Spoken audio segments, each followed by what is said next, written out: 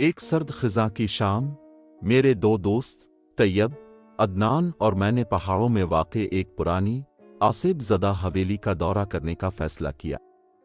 یہ حویلی عجیب و غریب واقعات کے لیے مشہور تھی اور ہم خوفزدہ ہونے کے باوجود اس مہم جوئی کی طرف بڑھتے گئے۔ طیب ہمیشہ بے خوف اور بہادرانہ طبیعت کے ساتھ ہمارا رہنما تھا۔ عدنان تھوڑا ہچکچا رہا تھا لیکن وہ بھی پیچھے نہیں رہنا چاہتا تھا۔ میں بھی ایک طرح کے خوف اور تجسس کے ملے جلے احساسات سے دوچار تھا۔ چاندنی بمشکل ہی درختوں کی گھنی شاخوں سے نیچے پہنچ پاتی تھی اور سائے ہمیں خوفزدہ کر رہے تھے۔ جب ہم آخرکار حویلی پہنچے تو وہ بالکل کسی بھیانک خواب جیسی لگ رہی تھی۔ وہ پرانی کھڑکیاں ٹوٹی ہوئی تھیں۔ ہم نے دروازہ کھول کر اندر قدم رکھا۔ جیسے ہی ہم اندر داخل ہوئے ایک ٹھنڈی ہوا کا جھونکا حویلی میں دوڑا اور دروازہ زوردار آواز کے ساتھ بند ہو گیا۔ عجیب و غریب واقعات ہونا شروع ہو گئے۔ دیواروں پر موجود سائے خود بخود حرکت کرنے لگے۔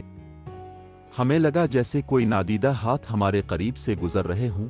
ایک موقع پر ہم ایک بڑے اور دھندلے کمرے میں داخل ہوئے اور اچانک وہاں بھوتی مخلوقات نمودار ہونے لگیں۔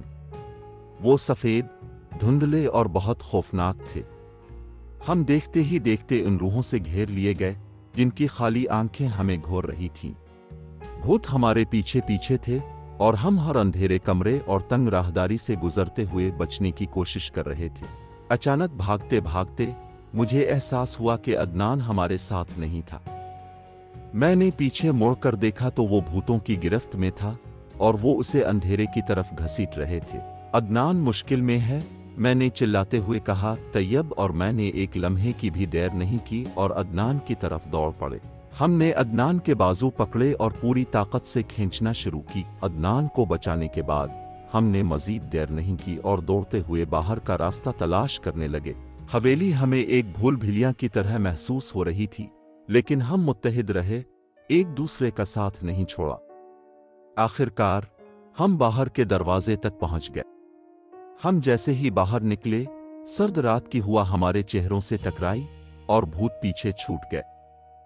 ہم پہاڑ سے نیچے اترتے ہوئے تھکے ہوئے لیکن محفوظ تھے۔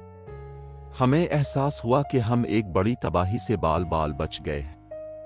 اگر ہم نے ایک دوسرے کا ساتھ نہ دیا ہوتا تو شاید عدنان ہمیشہ کے لیے کھو جاتا۔ اسی لمحے ہم نے سیکھا کہ اتحاد میں ہی طاقت ہے۔ ایک ساتھ ہم نے ناممکن کا سامنا کیا اور سلامت واپس آئے۔